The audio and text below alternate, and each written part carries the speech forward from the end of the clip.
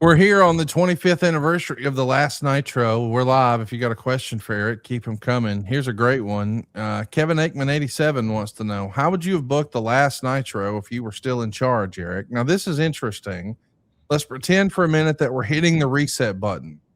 And this is going to be the final time anybody sees Nitro.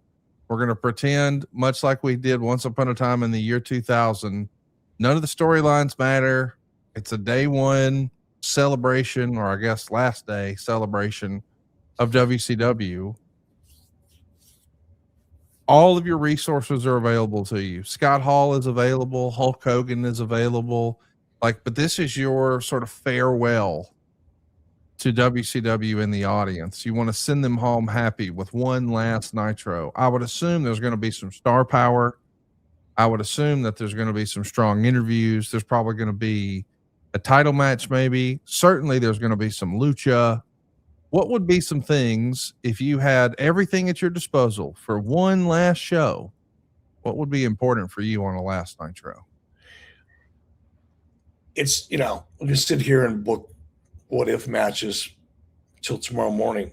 But I think the way I would approach it before I started thinking about matches is what do I want it to be remembered as? What do I want this when it's over and done and people describe the show to somebody, how did that show make them feel?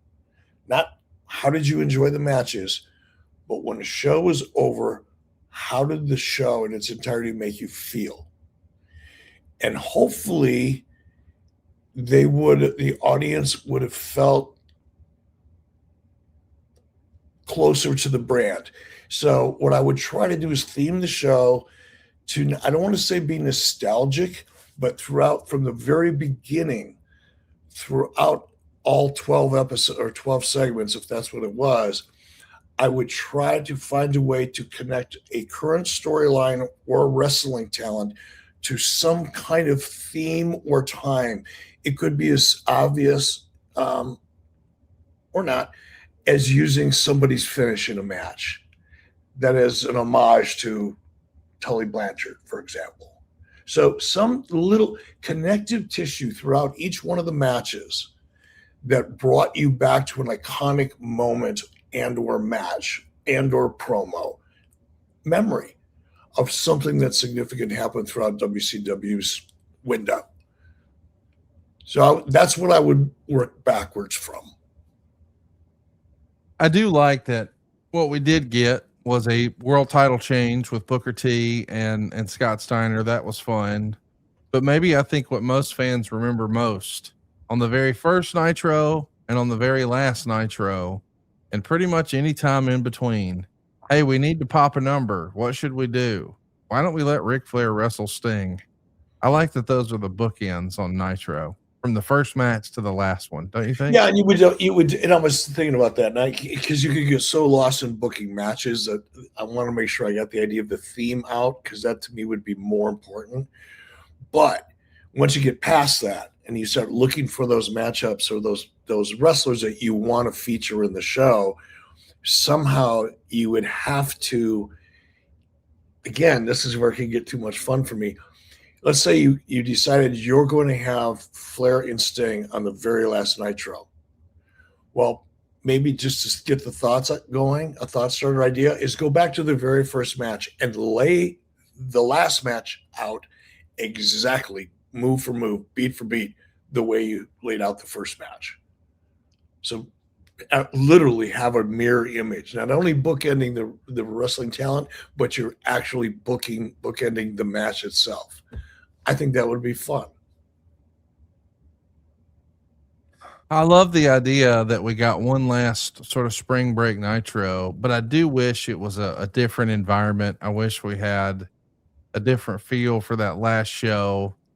There's a million ways we could sort of fantasy book that very last Nitro, but that's what we're here doing today. We're reliving the memories, the good, the bad, and the ugly of Monday Nitro on the 25-year anniversary of the very last episode of Monday Nitro. And I got to tell you, it makes me nostalgic for the way things used to be. We are live here, and we've got a great question from Travis Liller. He's been with us a minute.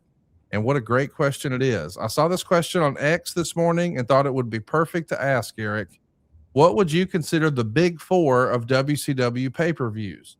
I assume Halloween Havoc and Starrcade are on it. As a reminder, when people talk about the big four on the WWE side of things, they always list the Royal Rumble, they list WrestleMania, SummerSlam, and Survivor Series. And we know King of the Ring and In Your House, and now they're all something new every month.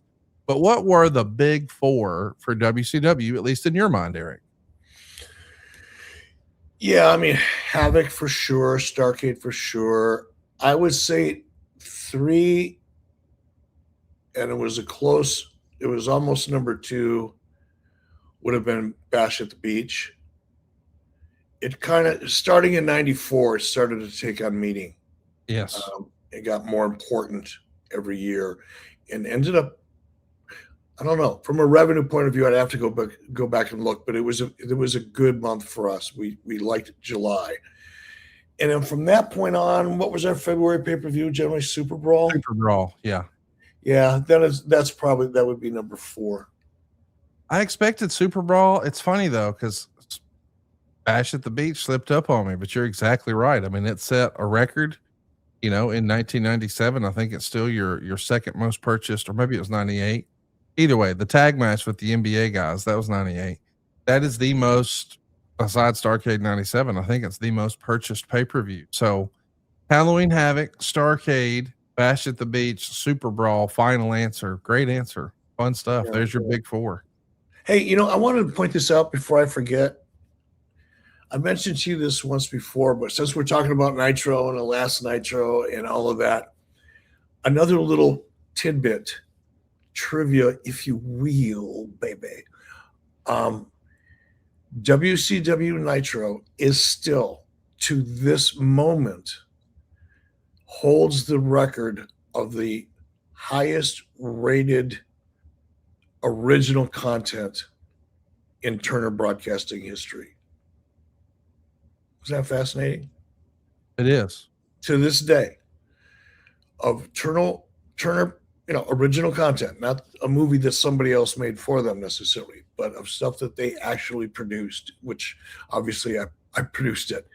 And there was a lot of movies and TV shows that fall into that category. But WCW Nitro is still, to this day, holds the record of the highest rated original production in Turner history. SaveWithConrad.com. Yeah, I'm Justin Ruffin from Knoxville, Tennessee. What got me to Save with Conrad was the 83 Weeks podcast. I really wasn't thinking about getting rid of any debt. I just wanted to cash out some equity in the house to do remodeling. But I did both, so that was pretty awesome. Worked out great.